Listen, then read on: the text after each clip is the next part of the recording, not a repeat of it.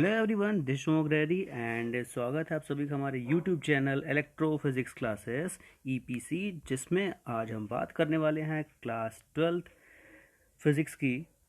और उसमें जो हमारा टॉपिक रहेगा वो है इलेक्ट्रोस्टैटिक। तो इलेक्ट्रोस्टैटिक को बेसिकली 3 पार्ट्स में डिवाइड किया गया: electric charge and field, electrostatic potential and capacitance and current electricity. तो ये 3 चैप्टर्स हैं जो कि क्लास 12th में है और 15 मार्क्स कंटेन करते हैं। बहुत ही इंपॉर्टेंट टॉपिक है ये आप लोग के लिए। तो इसमें आज हम लोग जो स्टार्ट करेंगे वो चैप्टर फर्स्ट स्टार्ट करेंगे इलेक्ट्रिक चार्ज एंड फील्ड। और इलेक्ट्रिक चार्ज एंड फील्ड में सबसे पहले जो हम बात करेंगे वो चार्ज की बात करेंगे, बेसिक से स्टार्ट करेंगे, सारी चीज़ें एक्सप्लेन करते हुए आगे बढ़ेंगे हम लोग, जिससे कि किसी को भी ज़रा भी डाउट ना रह जाए। और अगर किसी भी तरह का डाउट है तो आप मुझे कमेंट सेक्शन में कमेंट करके बता सकते हैं।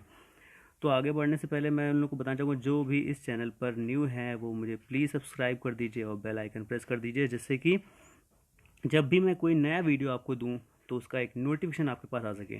ठीक है, तो ये मेरा फर्स्ट वीडियो है तो थोड़ा सा कोऑपरेट करिएगा। तो स्टार्ट करते हैं हम लोग फर्स्ट चैप्टर अपना, इलेक्ट्रिक चार्ज एंड फील्ड्स। ठीक है, तो फर्स्ट चैप्टर में बेसिकली हम लोग क्या करेंगे, सबसे पहले पढ़ेंगे electric charge, what is electric charge. तो अगर हम बात करें इलेक्ट्रोस्टैटिक की, what is electrostatic? So electrostatic deals with the study of forces, fields and potential arising from static charges. ठीक है, बेसिकली क्या था कि इलेक्ट्रिसिटी को 2 पार्ट में डिवाइड किया गया है। ठीक है, इलेक्ट्रिसिटी को 2 पार्ट में डिवाइड किया गया है। Electrostatic when charge at rest, मतलब जब चार्ज रेस्ट पर होते हैं तो उसे हम बोलते हैं इलेक्ट्रोस्टैटिक। ठीक है, और जब चार्ज मोशन में होंगे तो उसे हम लोग क्या बोलेंगे, करंट इलेक्ट्रिसिटी या इलेक्ट्रोडायनेमिक्स बोल सकते हैं उसको। ठीक है, तो इलेक्ट्रोस्टैटिक और इलेक्ट्रोडायनेमिक्स, पर अभी हम जो पढ़ेंगे वो इलेक्ट्रोस्टैटिक पढ़ने वाले हैं, जिसमें कि चार्ज किस में होगा, रेस्ट पोजीशन पर होगा। ठीक है, तो इलेक्ट्रोस्टैटिक जो हमारी यूनिट है उसमें हमारा फर्स्ट चैप्टर है इलेक्ट्रिक चार्ज एंड फील्ड, और उसमें सबसे पहले पढ़ने वाले हम लोग इलेक्ट्रिक चार्ज के बारे में कि व्हाट इज़ इलेक्ट्रिक चार्ज। तो बेसिकली जब भी हम इलेक्ट्रिक चार्ज की बात करते हैं तो कोई बोलता है इलेक्ट्रॉन, प्रोटॉन, न्यूट्रॉन, या फिर अगर किसी ने बोला कि चार्जेस क्या होते हैं, पॉजिटिव होते हैं, चार्जेस नेगेटिव होते हैं, ऐसा भी लोग बोल देते हैं। ठीक है, तो बेसिकली इलेक्ट्रिक चार्ज होता क्या है, इसको समझते कैसे हम लोग। ठीक है, तो इसको डिफाइन करने के लिए मैंने यहाँ पर डेफिनेशन लिखी हुई है कि it is the property of a body by virtue of which it feels force of attraction और रिपल्सन ऑन इट। मतलब ये किसी भी ऐसी इंसुलेटिंग बॉडी की, या फिर हम बोल सकते हैं ऐसी बॉडी अगर उसके पास कुछ ऐसी प्रॉपर्टीज़ आ जाए जिसकी वजह से वो अट्रैक्शन या रिपल्सन को फील करने लगे, तो हम बोलेंगे वो बॉडी कैसी हो गई है, वो बॉडी चार्ज हो गई है। ठीक है, मतलब जो भी बॉडी है अभी अगर वो न्यूट्रल स्टेट में है और हमने किसी तरीके से, किसी मेथड से उसके अंदर कुछ प्रॉपर्टीज़ डाल दी अट्रैक्शन और रिपल्सन की, तो वो क्या हो जाएगी, इलेक्ट्रिकली चार्ज हो जाएगी। ठीक है, पर कैसे करेंगे ऐसा हम लोग काम, इसके बहुत सारे मेथड होते हैं। ठीक है, by induction, bye conduction, by friction, किसी भी मेथड से हम बॉडी को चार्ज कर सकते हैं। तो बॉडी को चार्ज करने का मतलब क्या हुआ, तो उसको हम कुछ ऐसे समझते हैं, चलिए। ठीक है, तो देखिए, जैसे अगर हम ये बात करें कि इसका मतलब क्या हुआ, जैसे एक ये बॉडी है जो कि अभी इलेक्ट्रिकली न्यूट्रल है, यानी इसके पास नंबर ऑफ प्रोटॉन और नंबर ऑफ इलेक्ट्रॉन इक्वल है। एक दूसरी बॉडी ऐसे ही, इसके पास भी सेम ऐसे ही है, इसके पास भी क्या है, नंबर ऑफ प्रोटॉन और नंबर ऑफ इलेक्ट्रॉन इक्वल है। दोनों अभी इलेक्ट्रिकली न्यूट्रल स्टेट में है। ठीक है, ये वाली बॉडी भी और ये वाली बॉडी भी। अगर हम क्या करें, फर्स्ट वाली बॉडी यानी बॉडी ए को कुछ एनर्जी प्रोवाइड करें, कुछ एनर्जी प्रोवाइड करें। ठीक है, अब ये एनर्जी प्रोवाइड करने के बहुत सारे मेथड हैं जो मैंने आपको बताया कि by conduction, by induction, by friction, किसी भी मेथड से हम लोग कर सकते हैं। तो अगर हमने इसको एनर्जी प्रोवाइड किया तो ये एनर्जी ऑब्टेन कौन करेगा, एनर्जी ऑब्टेन वही करेगा जो कि आउटर सेल में होगा। ठीक है, अब आप सबको पता है कि एटम के अंदर जो न्यूक्लियस होता है, न्यूक्लियस के अंदर कौन होता है, पॉजिटिव चार्ज होते हैं। ठीक है, जो कि न्यूक्लियस के अंदर रहते हैं। तो अब क्या होगा कि जैसे हम बाहर से किसी भी बॉडी को एनर्जी प्रोवाइड करेंगे तो ये एनर्जी सबसे पहले ऑब्टेन कौन करेगा, जो आउटर सेल में होगा। तो आउटर सेल में कौन है, इलेक्ट्रॉन है। इलेक्ट्रॉन इस एनर्जी को ऑब्टेन करेंगे और एक्साइटेड स्टेट में आएंगे, और जैसे एक्साइटेड स्टेट में आएंगे अपनी एनर्जी लेवल के ऊपर वाले लेवल पर पहुंचेंगे। ठीक, तो अब होगा क्या, देखो, बेसिकली ये जो हमने कंसीडर किया था ये पूरा एक मेटेलिक पीस है मान लो, और उसके अंदर ये 2 एटम को हमने कंसीडर किया था। अब ये मेटेलिक पीस है, इसके अंदर मिलियंस ऑफ एटम्स होंगे, इस पूरे मेटेलिक पीस के अंदर मिलियंस ऑफ एटम्स होंगे। हमने 2 एटम को यहाँ पर पकड़ा, तो अब इस एटम से एक इलेक्ट्रॉन जो है वो एक्साइटेड स्टेट में आया और बाहर आ गया, पर अभी भी ये मेटेलिक पीस के अंदर है, ठीक है, मतलब बिल्कुल वैसे ही कि अपने घर से तो बाहर है पर कॉलोनी के अंदर है। अब दूसरे की बात करें तो अगर ये इलेक्ट्रॉन जो कि बाहर निकल गया है, जिसकी वजह से बॉडी ए में एक इलेक्ट्रॉन की डिफिशियंसी हो गई, तो इलेक्ट्रॉन की डिफिशियंसी की वजह से क्या हो गया, यहाँ पर एक्सेस ऑफ क्या हो गया, पॉजिटिव चार्ज हो गया, ठीक है। अब ये इलेक्ट्रॉन जो बाहर आ गया, इसी को हम क्या बोलेंगे, फ्री इलेक्ट्रॉन। क्यों? क्योंकि इसके ऊपर अब किसी भी टाइप का फोर्स नहीं लग रहा है। इसका मतलब क्या हो गया, अभी तक ये क्या था, ये प्रोटॉन के साथ अट्रैक्शन की वजह से बंधा हुआ था। अब जैसे ही ये क्या हो गया, एटम के बाहर आ गया, अभी फ्री हो गया, मतलब अब इस मेटेलिक पीस के अंदर ये इधर उधर कहीं भी रैंडम मोशन करने के लिए फ्री है, इधर उधर कहीं भी जा सकता है ये। तो अब हम क्या करेंगे, जैसे अगर ये इलेक्ट्रॉन इस एटम के पास पहुंचता है, ठीक है, और इस एटम ने इसको ऑब्टेन कर लिया यहाँ पर, तो अब अगर ये इलेक्ट्रॉन इसके पास आ गया तो यहाँ पर एक्सेस ऑफ इलेक्ट्रॉन हो गया और यहाँ पर हो गया डिफिशियंसी ऑफ इलेक्ट्रॉन। तो डिफिशियंसी ऑफ इलेक्ट्रॉन की वजह से ये बॉडी कैसी हो जाएगी, पॉजिटिवली चार्ज हो जाएगी, और एक्सेस ऑफ इलेक्ट्रॉन की वजह से, जस्ट वेट, और एक्सेस ऑफ इलेक्ट्रॉन की वजह से ये वाली बॉडी जो थी ये कैसी हो जाएगी, निगेटिवली चार्ज, ठीक है। तो ये बॉडी जो ए थी ये पॉजिटिवली चार्ज हो गई, ये बॉडी बी थी ये निगेटिवली चार्ज हो गई। इसका मतलब हो गया कि अब दोनों ही बॉडी चार्ज हो गई हैं।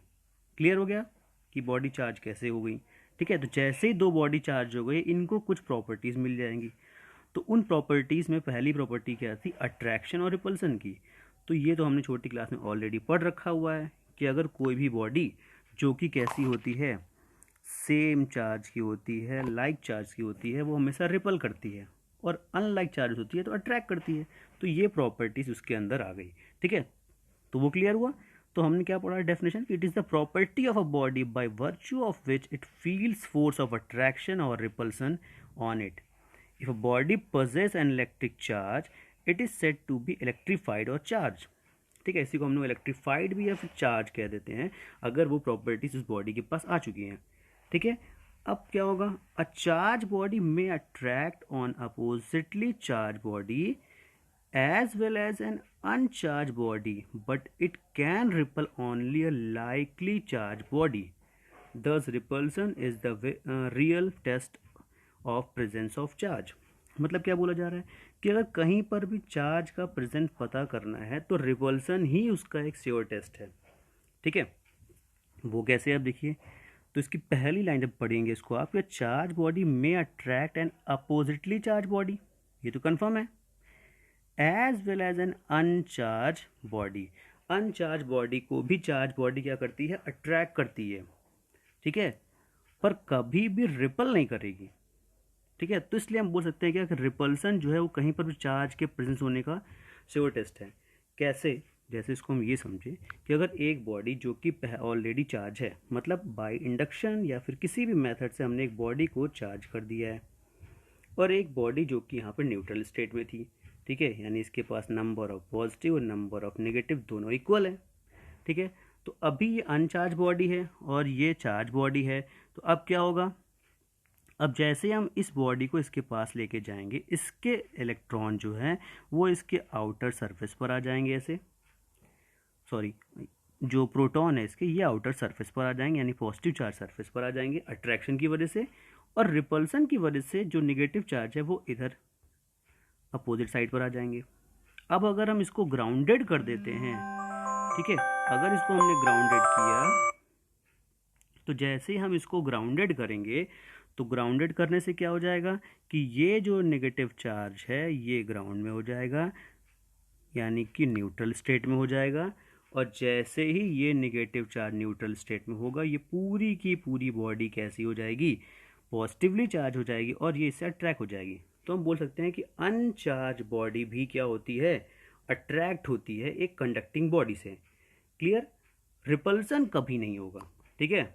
तो हम ये कह सकते हैं कि रिपल्सन जो है वो चार्ज के प्रेजेंस का, अगर वहाँ पर कोई भी चार्ज है, लाइक चार्ज अगर है, ठीक है, रिपल कर गया, ठीक है, तो रिपल्सन जो है वो एक श्योर टेस्ट हम कह सकते हैं, पर अट्रैक्शन को नहीं कह सकते हैं, ठीक है। अट्रैक्शन को क्यों नहीं कह सकते हम लोग? क्योंकि अगर हम अट्रैक्शन की बात करेंगे तो अट्रैक्शन तो अनचार्ज बॉडी में भी होता है, ठीक है। तो चार्ज बॉडी का पता करने का एक ही तरीका है, सिर्फ और सिर्फ रिपल्सन, ठीक है। आगे बढ़ते हैं। अब देखिए यहाँ पर, अभी हम चार्ज की प्रॉपर्टीज़ की बात आगे भी करेंगे। तो यहाँ पर एक है गोल्ड लीफ इलेक्ट्रोस्कोप, जिससे हम लोग चार्ज के प्रेजेंस का पता करते हैं, ठीक है। तो क्या it is a device which mostly use to detect charge on a body. It consist of vertical metal rod housed in a box with the two thin gold leaves attach in its bottom end, ठीक है। इस figure को आप ध्यान से देखो, तो ये फिगर है गोल्ड लीफ इलेक्ट्रोस्कोप का, एक ये सिंपल फिगर है, ठीक है। इसमें है क्या, यहाँ पर एक मेटल नॉब है, ये एक मेटेलिक रॉड है, फिर यहाँ पर एक रबर लगा हुआ है और नीचे एक है गोल्ड लीफ है, ठीक है। गोल्ड लीफ हम लोग इसलिए यूज़ कर रहे हैं यहाँ पर कि बहुत सेंसिटिव होती है, ठीक है, यानी थोड़े से भी चार्ज का प्रेजेंस तुरंत पता कर लेगी। तो हम करेंगे क्या कि जैसे किसी ग्लास रॉड को या फिर एक ऐसी बॉडी जो कि चार्ज है, इसको इस मेटल नॉब के पास लेकर के आएंगे। अगर हम ये एज्यूम कर लें कि ग्लास रॉड जो कि पॉजिटिवली चार्ज इसके पास, इसको हम लेकर के आए, तो क्या होगा कि जो गोल्ड लीव्स है, ठीक है, उसमें जो भी इलेक्ट्रॉन्स होंगे वो अट्रैक्शन की वजह से इस क्या होंगे, इस पॉजिटिव चार्ज की तरफ अट्रैक्ट होंगे, ठीक है, जो बॉडी हम लेकर के आए थे। तो यहाँ पर क्या होगा, यहाँ पर सिर्फ और सिर्फ कौन रह जाएगा, पॉजिटिव चार्ज रह जाएंगे, जिसकी वजह से इसमें डाइवर्जेंस होगा, ठीक है। और मतलब होगा कि ये दोनों स्ट्रिप जो है यहाँ से वो धीरे धीरे फैलती जाएंगी, क्योंकि दोनों सेम टाइप की चार्ज हो जाएंगी तो रिपल करना स्टार्ट कर देंगी। अगर हम एक ऐसी बॉडी लेकर के आते हैं जो कि यहाँ से नेगेटिवली चार्ज है, तो यहाँ से पॉजिटिव चार्ज की तरफ अट्रैक्ट होंगे। यहाँ पर सिर्फ कौन बच जाएगा, सिर्फ और सिर्फ यहाँ पर बच जाएगा कौन, नेगेटिव चार्ज, ठीक है। तो तब भी ये क्या करेगा, रिपल करेगा यहाँ पर। मतलब कुछ भी हो, यहाँ पर हो तो रिपल्सन ही रहा है। तो ये सिर्फ चार्ज का प्रेजेंस पता करने के लिए है यहाँ पर, ठीक है। ये जो एक सिंपल सा इलेक्ट्रोस्कोप बनाया गया, ये चार्ज का प्रेजेंस पता करने के लिए। आजकल वो भी आ गए हैं जो चार्ज का नेचर भी बता देते हैं, ठीक है। तो ये था गोल्ड लीफ इलेक्ट्रोस्कोप, ठीक है। तो ये हमने एक बेसिक जाना कि इलेक्ट्रिक चार्ज और गोल्ड लीफ इलेक्ट्रोस्कोप क्या होता है। अब इलेक्ट्रिक चार्ज की प्रॉपर्टीज़ भी हम पढ़ेंगे, ठीक है। तो यहाँ तक आपको एकदम क्लियर है? अगर ये क्लियर है और आपको पसंद भी आ रहा है मेरा लेक्चर, तो प्लीज़ इसको लाइक और सब्सक्राइब करना ना भूलें और ज़्यादा से ज़्यादा शेयर करें। मैं अगली वीडियो में बताऊंगा आपको कि चार्जेस की प्रॉपर्टीज़ क्या होती हैं, ठीक है, इलेक्ट्रिक चार्ज की प्रॉपर्टीज़ क्या होती हैं, ठीक है। तब तक के लिए thank you, have a nice day.